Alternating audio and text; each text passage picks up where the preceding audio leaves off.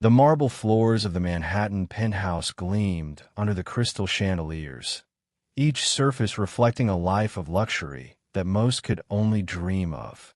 Victoria Sterling moved through her opulent home with the grace of a woman who had been born into wealth, her silk dress flowing behind her like liquid silver. To anyone watching, she was the perfect trophy wife, beautiful, elegant, and utterly devoted to her billionaire husband, Marcus Sterling. But beneath that flawless exterior, behind those carefully composed emerald eyes, burned a fire that had been smoldering for 3 long years. Marcus Sterling was a man who believed he owned everything he touched. At 45, he had built an empire from nothing, crushing competitors and buying loyalty with equal measure. He collected beautiful things: art, cars, companies, and women.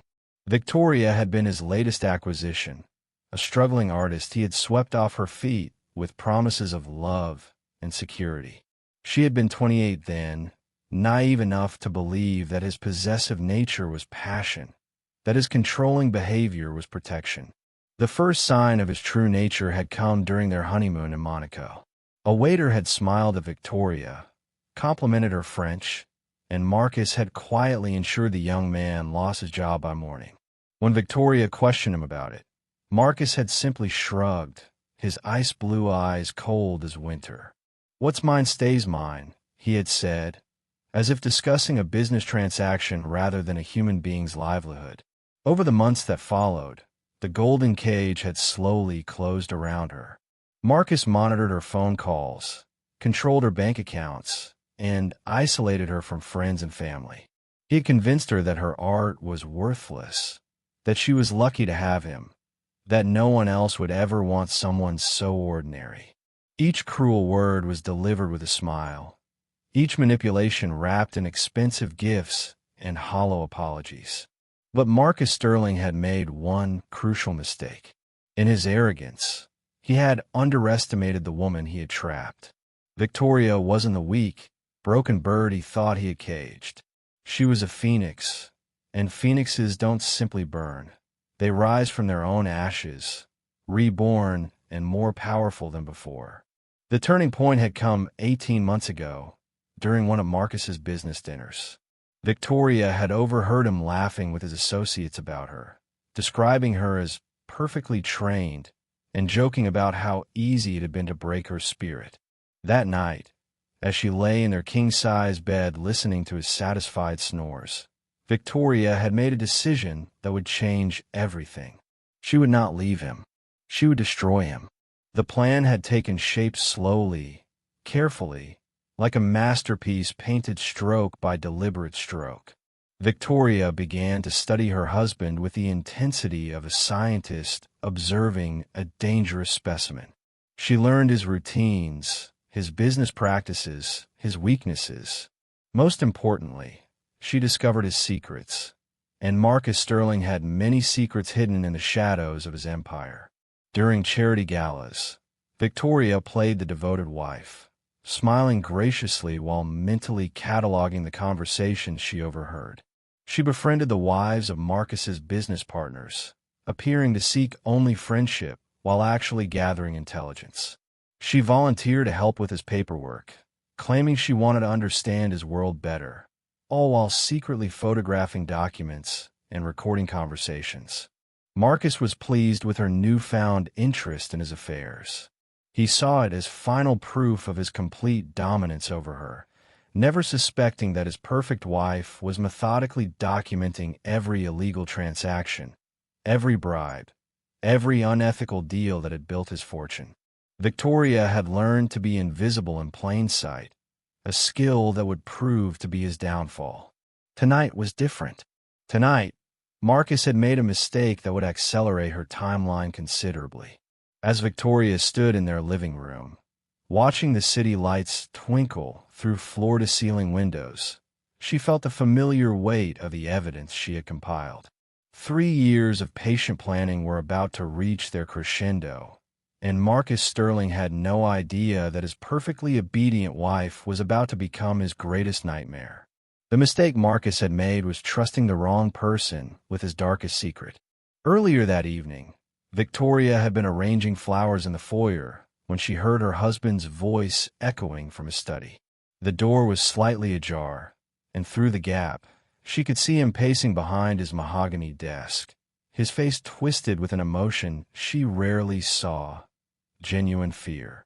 "I don't care what it costs, Thompson. The Riverside Development Project cannot see the light of day. Those families were supposed to be relocated months ago, and if anyone discovers we demolished their homes while they were still fighting the eviction notices." Marcus's voice trailed off, but the implication hung heavy in the air like smoke from a dying fire. Victoria's blood turned to ice. The Riverside Development was Marcus's latest venture, a luxury shopping complex built on land that had once housed a low-income neighborhood. She remembered the news reports from 2 years ago, mysterious fires that had consumed an entire block of apartments, leaving dozens of families homeless just days before Christmas. The official investigation had concluded it was an electrical fault, but 7 people had died in those fires, including an elderly woman and her grandson. Through the crack in the door, she watched Marcus pull out a bottle of aged whiskey, his hands trembling slightly as he poured himself a generous measure. This was a man who never showed weakness, never allowed emotion to crack his perfectly controlled facade. But tonight, something had shaken him to his core. "The journalist is getting too close." Marcus continued into his phone. "Sarah Chun from the Herald. She's been asking questions about the timing of the fires, about the insurance payouts. If she connects me to those properties." He took a long drink, the amber liquid catching the light from his desk lamp. "Handle it. Quietly. The same way we handled the building inspector who got curious." Victoria's knees nearly buckled.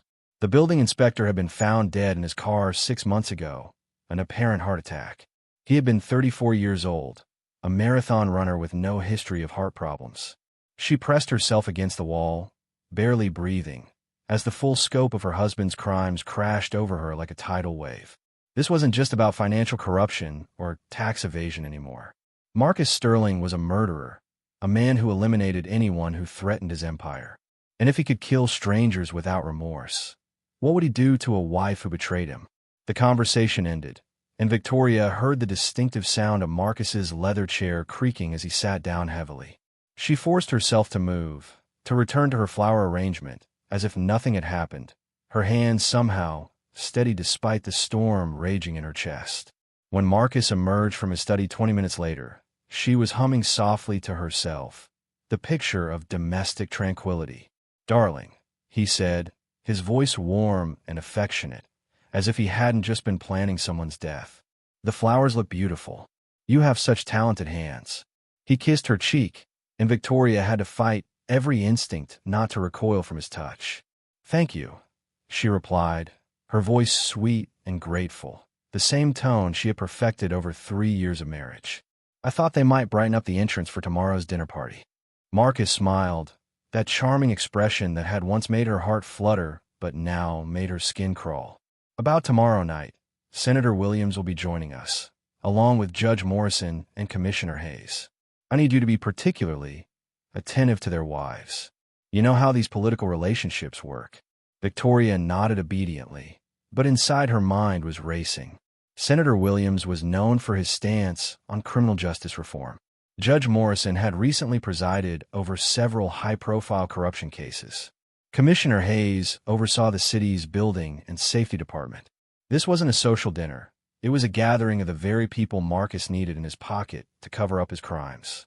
"Of course, darling," she said, already calculating how she could use tomorrow night's gathering to her advantage.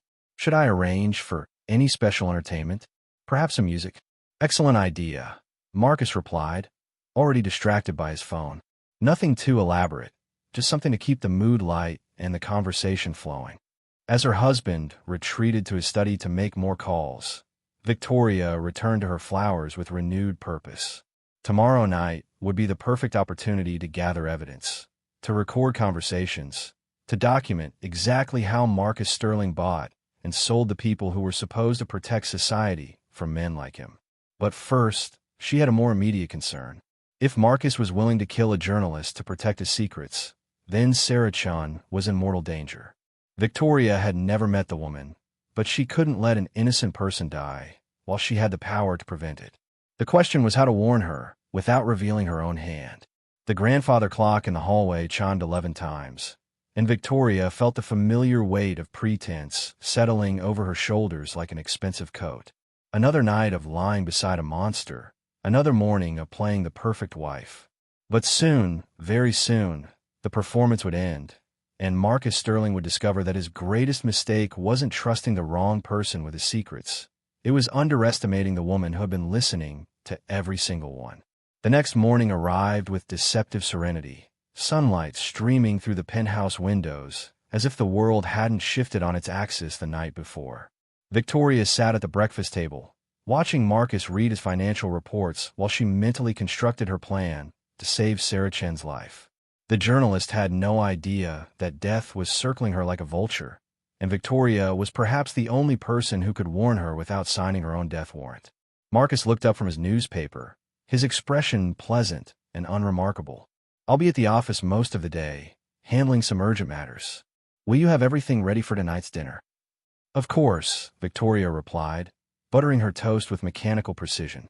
"The caterers will arrive at 4, and I've arranged for a string quartet to play during cocktails.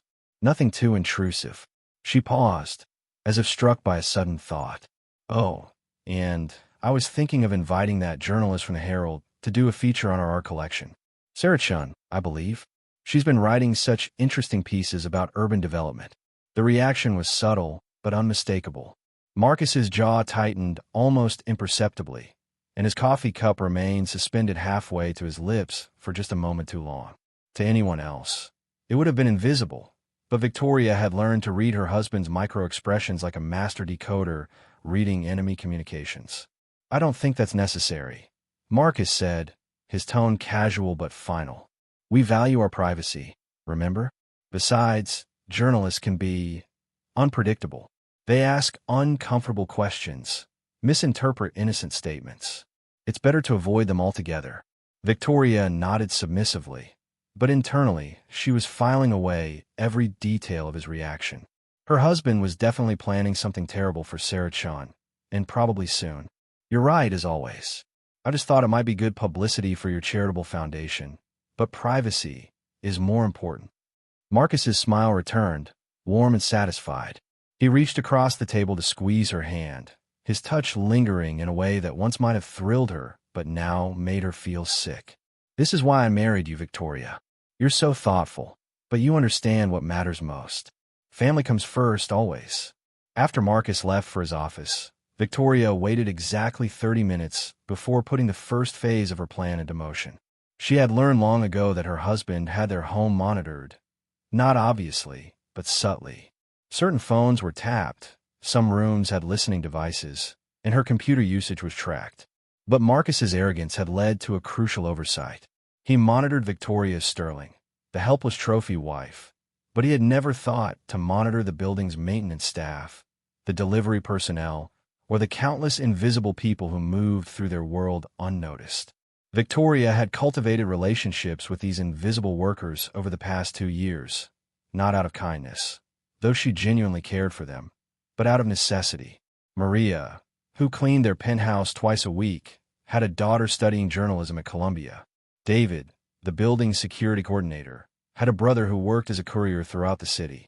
These connections, built slowly and carefully, were about to become lifelines.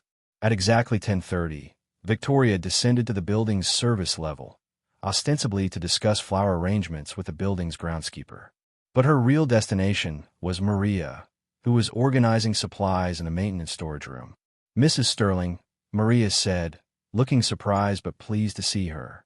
"Is everything all right?" Victoria closed the door behind her and dropped her voice to barely above a whisper. "Maria, I need your help with something very important, and I need you to trust me completely. A woman's life might depend on it." Maria's expression grew serious. Over the past 2 years, she had developed genuine affection for Victoria, sensing somehow that the wealthy woman's kindness wasn't the performative charity that many of the building's residents displayed. What do you need? I need you to call your daughter and have her deliver a message to Sarah Chun at the Herald. It has to be today, and it has to be done in person. Sarah needs to know that someone is planning to hurt her because of her investigation into the Riverside development fires. She needs to be very, very careful. Maria's eyes widened, but she didn't question the request. My Isabella, she knows some people at the Herald from her internship last summer. She could find this Sarah Chun. Tell Isabella to say that a concerned citizen wants Sarah to know that her questions about the fires have made powerful people nervous. She should trust no one in official positions right now, and she should consider staying with friends or family for a few days. Most importantly, she should not go anywhere alone. Victoria pressed a folded piece of paper into Maria's hand. This is Sarah's home address and her usual coffee shop. Isabella should find her today if possible. After she delivers the message, Isabella should forget this conversation ever happened, for everyone's safety. As Victoria made her way back to the penthouse, she felt the familiar weight of playing multiple roles simultaneously. To Marcus, she remained the obedient wife preparing for an important dinner party. To the outside world, she was the philanthropist's spouse, beautiful and harmless. But underneath it all, she was becoming something far more dangerous, a woman with nothing left to lose and everything to gain. The afternoon passed in a blur of preparations. Caterers filled the kitchen with exquisite delicacies, florists arranged massive displays throughout the apartment, and the string quartet arrived to set up in the living room. Victoria supervised everything with her usual attention to detail, but her mind was focused on the evening ahead and the opportunity it would present. Tonight, some of the most powerful people in the city would gather in her home, believing themselves safe among friends. They would speak freely, confident that Victoria was just another decorative accessory to be ignored. They had no idea that every conversation would be recorded, every admission of corruption would be documented, and every piece of evidence would eventually be used to bring down the entire network of criminals that propped up Marcus Sterling's empire. The dinner party began at 7 o'clock sharp, and Victoria played her role to perfection. She glided through the gathering in a midnight blue gown that Marcus had chosen for her, greeting each guest with the warm but deferential manner expected of a billionaire's wife. To the assembled power brokers, she was invisible wallpaper, beautiful, expensive, and utterly forgettable. Senator Williams arrived first, his silver hair impeccably styled and his smile practiced from decades of political theater. His wife, Catherine, was a former socialite who had long ago perfected the art of appearing engaged while mentally planning her next shopping expedition. Judge Morrison followed closely behind, a stern man in his 60s whose reputation for harsh sentencing had made him a favorite among law and order politicians. Commissioner Hayes brought up the rear, nervous energy radiating from his compact frame as he surveyed the opulent apartment. Victoria had spent weeks planning the seating arrangement, ensuring that the most crucial conversations would take place near the carefully concealed recording devices she had installed over the past months. The tiny microphones, purchased through untraceable online accounts and delivered to various locations throughout the city, were virtually undetectable when properly placed among the elaborate floral arrangements and decorative elements. As the guests enjoyed their cocktails and the string quartet provided gentle background music, Victoria moved among them like a gracious hostess, refilling drinks and making pleasant small talk.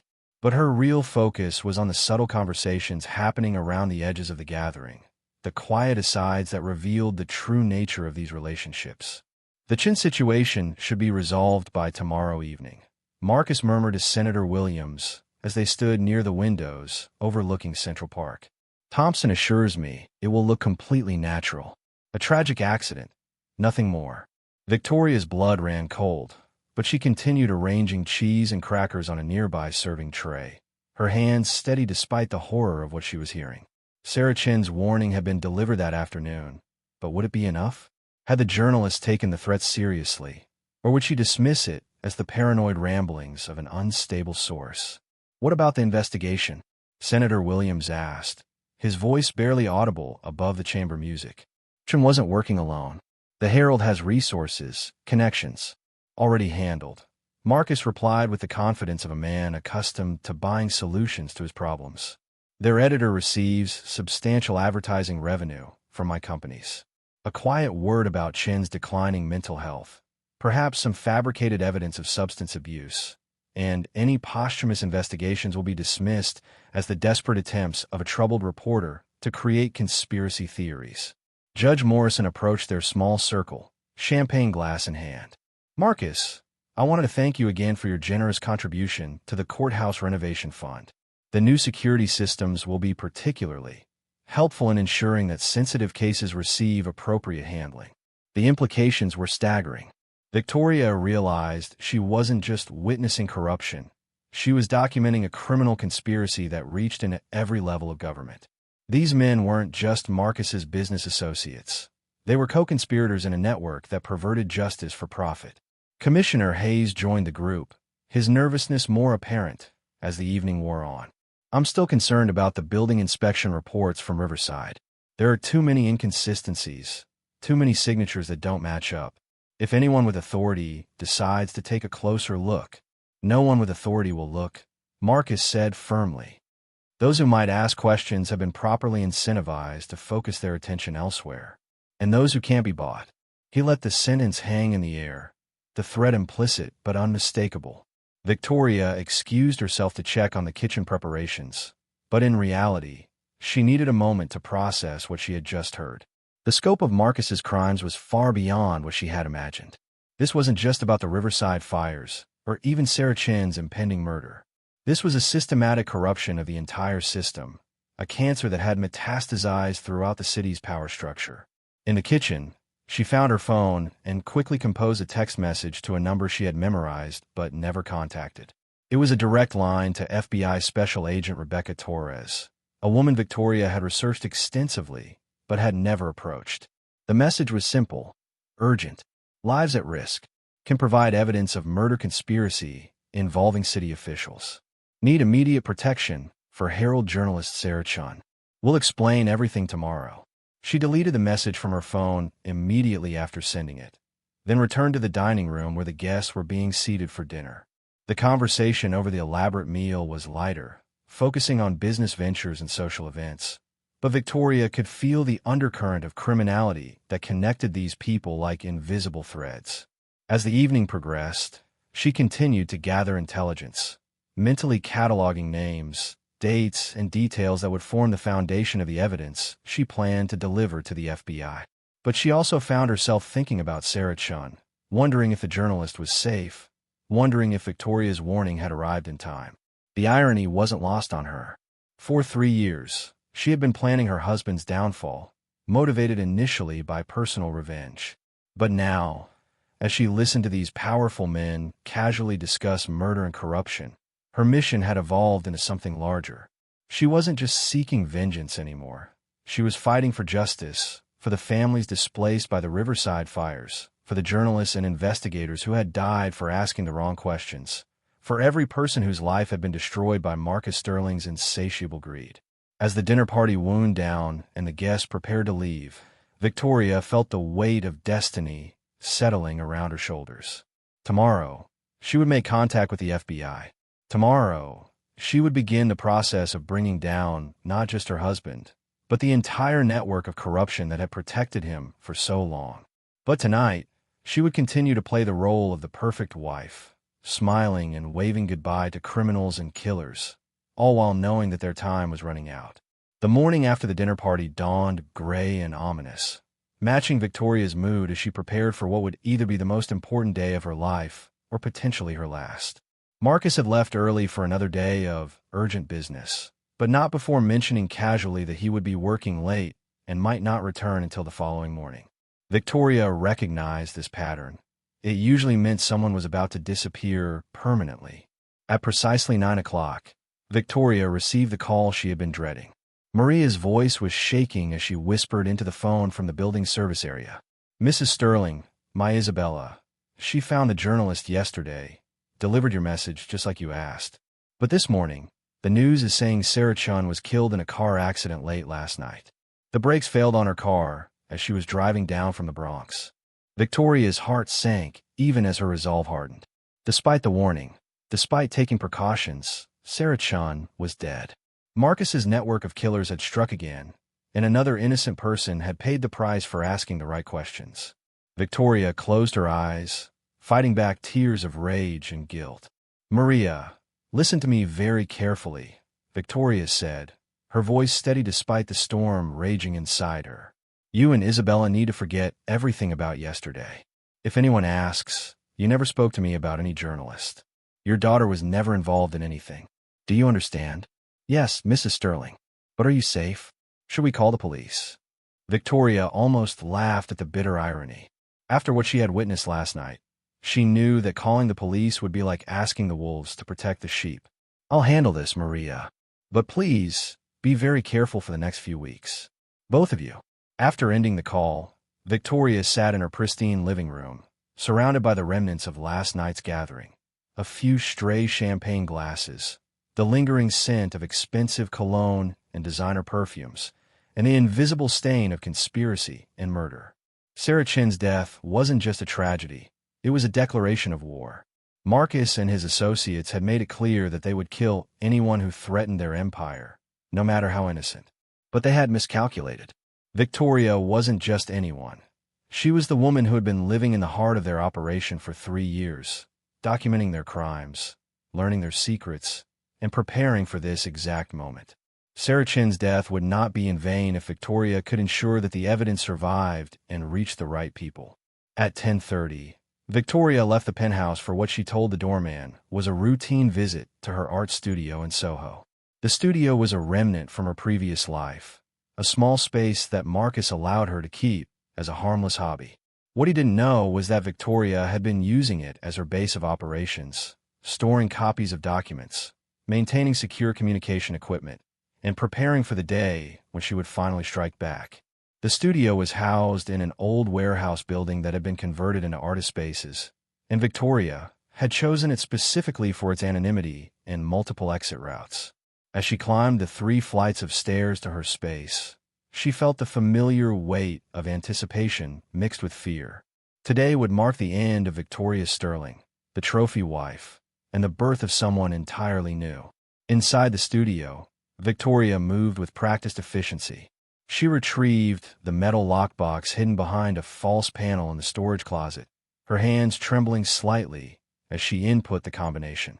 The box contained 3 years' worth of carefully documented evidence, photographs of incriminating documents, audio recordings of damaging conversations, financial records showing illegal transactions, and a detailed timeline connecting Marcus to multiple murders and acts of corruption. But the most damning evidence was the recording from last night's dinner party. Victoria had worn a specially designed necklace equipped with a high-quality recording device, capturing every word of the conspirators' casual discussion of murder and corruption. The audio was crystal clear, the voices easily identifiable, and the content utterly devastating. At 11:15, Victoria's phone buzzed with a response to the message she had sent the previous evening. Agent Rebecca Torres was willing to meet, but the circumstances had to be carefully controlled. The meeting would take place at noon in the food court of Grand Central Station, public enough to be safe, crowded enough to prevent surveillance, and familiar enough that Victoria could navigate it blindfolded if necessary.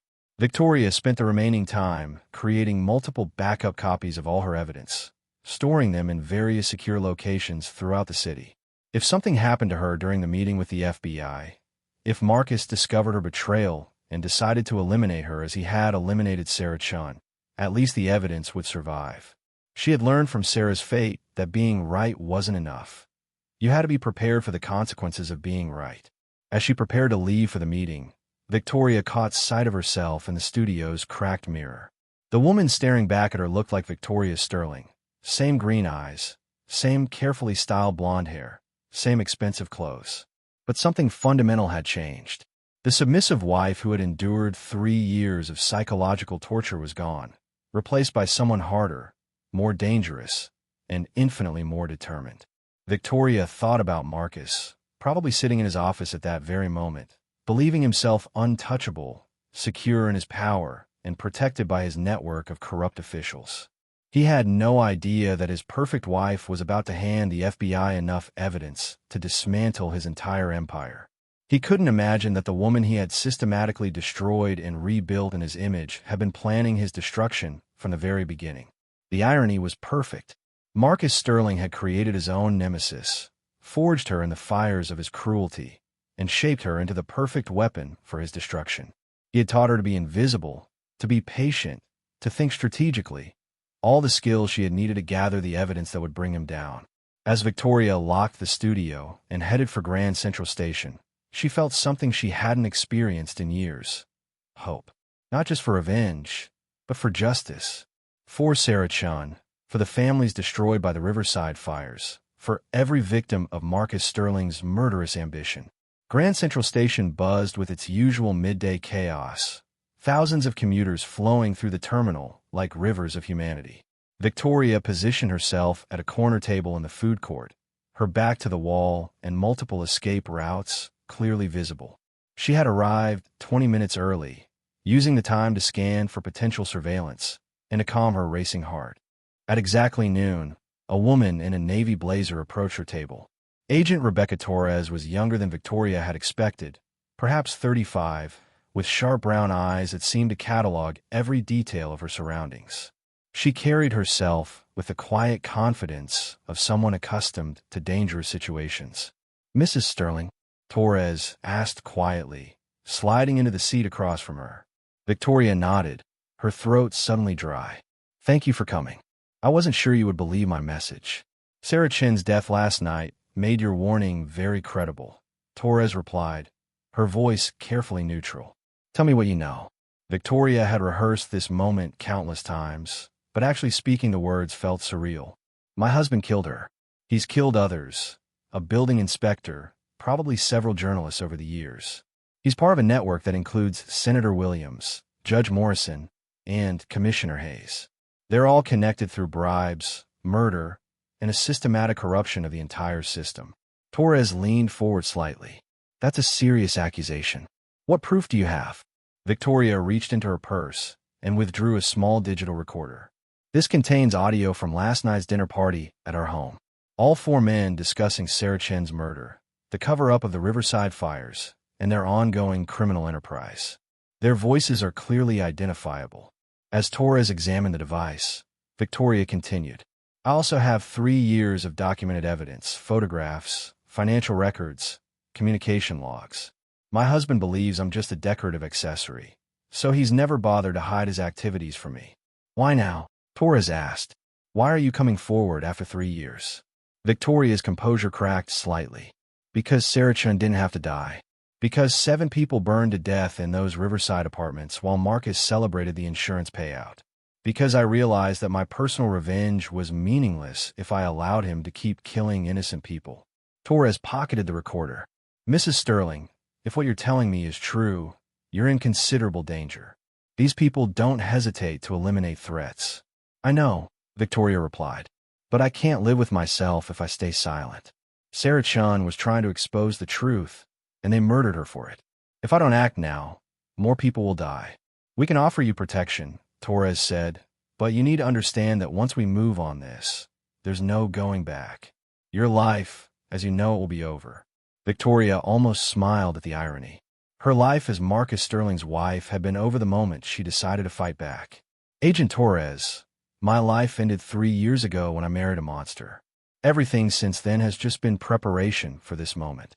Torres stood up, her expression grim but determined. "We'll need everything you have, all the evidence, all the recordings, complete details about their operations. Can you get us more information?" "I can get you enough evidence to put all of them away forever," Victoria said with quiet certainty. "But we need to move quickly. Marcus is planning something big, and I don't think Sarah will be his last victim." As Torres walked away, melting back into the crowd, Victoria felt the weight of 3 years lifting from her shoulders. The die was cast.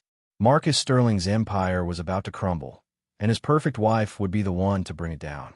3 weeks later, Victoria stood in the witness protection safe house, watching the morning news with a mixture of satisfaction and hollow victory.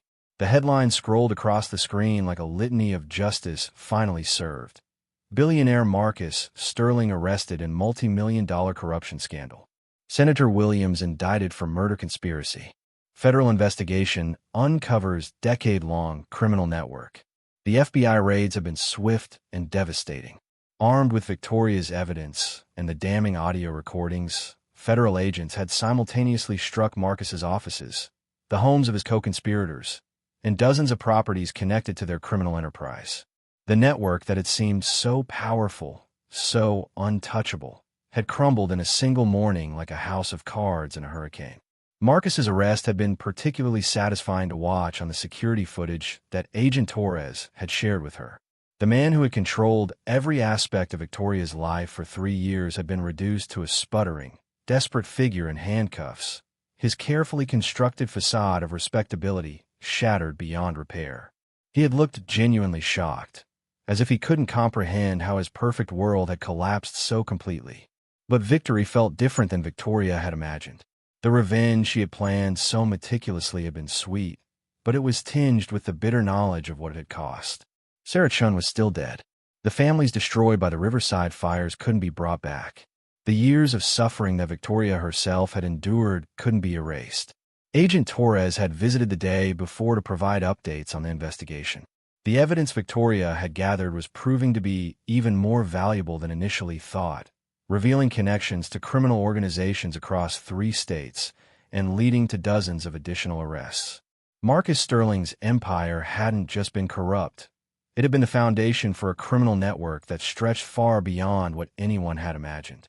The district attorney believes Marcus will receive multiple life sentences, Torres had explained. The murder charges alone are enough to ensure he never sees freedom again. Senator Williams and Judge Morrison are facing similar fates. Commissioner Hayes is cooperating in exchange for a reduced sentence, but he's looking at decades in prison. Victoria had nodded, feeling oddly disconnected from the news.